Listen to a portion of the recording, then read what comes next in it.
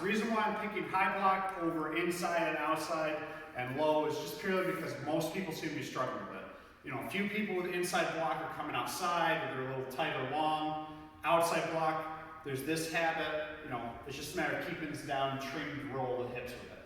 But high block, for some reason, everyone really has a tough time with it. So the first thing is the wrist, all right? Is making sure this is flat, not curling it back like a lot of people do. The second thing is making sure you're hitting with the right part. It's this bone. So actually take it. That is what's hitting, not back here, not flat. So you can practice this on a bag or a tree limb, something soft, not so much hitting hard, but just getting to the point where you know that is what's hitting. As my son's always said, you're actually aiming for right underneath here with the forearm is how he always thought about it. All right? And then the fist is a little bit higher than the elbow. So level that bone from the belt, drive it in and hit with that part. This a little bit higher, not super big, all right? But make sure it's angled. The next thing is the center of the arm is lining up. Too many people, because they don't want to work the shoulder, just like when I yell at you in jumping jacks, you don't come all the way up. This is weak, and people block with this, all right? Do not line up your hand with the block. Line up the center of your arm with your nose. So this is, all right, nose, center of the arm, not here, all right? So have that line in front of you. The hardest part, and where people get in trouble, is the angle of the block itself. So what most people do is they block out and around.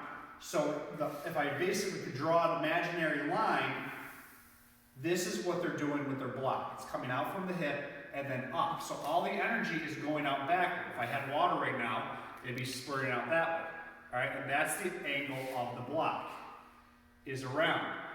That's incorrect, because again, when you do that, you're engaging purely on your shoulder, all right? And you're bringing it too far back, so when someone pushes, it's all your shoulder and lat that makes you want to do this. It has to come out at an angle. Again, Mr. Pink said a strike. He'd actually take it so far as, I've heard people say, drawing a sword out with the twist. The idea is, from my hip, it should come straight out and ahead of me. I should basically, if I'm right here, okay, if I'm looking straight ahead, I should just see the bottom to middle of the arm, all right? I shouldn't have to look up. I shouldn't be able to not see. Like right there, it's too high. I can only see this. This is all I need, and it's out. Because the high block is about interrupting the angle, all right? People think it's about protecting the head. It's not. If I block up here, I've already lost the power. It's about cutting in as the punch or the downward strike is coming. And again, we're not going to do high blocks for straight punches most of the time. We're going to do inside or outsides. It's for that straight down movement, is I want to stop in the middle. All right, that's where I want to cut it. I don't want to wait till it gets over my head. I want to interrupt it so it never gets over my head in the first place. And that way I'm locked in to my back foot, so when someone pushes against it, I can push back with my back foot, fire with a punch or whatever. All right? If it's back here, my punch is going to be like that. I'm going to get class, I'm going to get hit.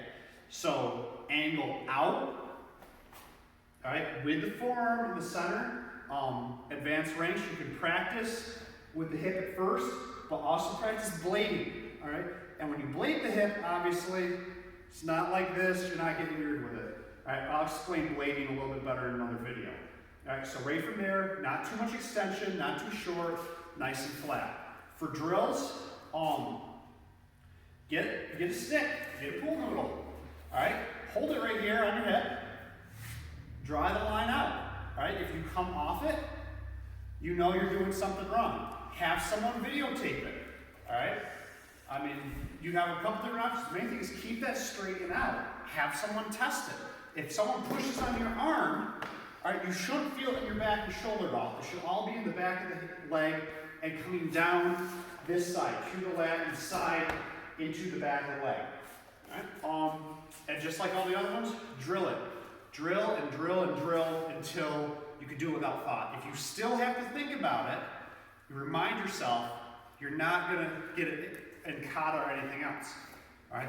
You have to drill until you can do it automatically without thought in the proper position. And you know, if you think you've got it down, you can do it full speed, great. Do a kata. Do your kata as fast as hard as you can without thinking, and have someone record it, and I guarantee you it's going to be right here. or it's going to be out here. All right? If you prove me wrong, great. Show me in video format. All right? Good. Get to work.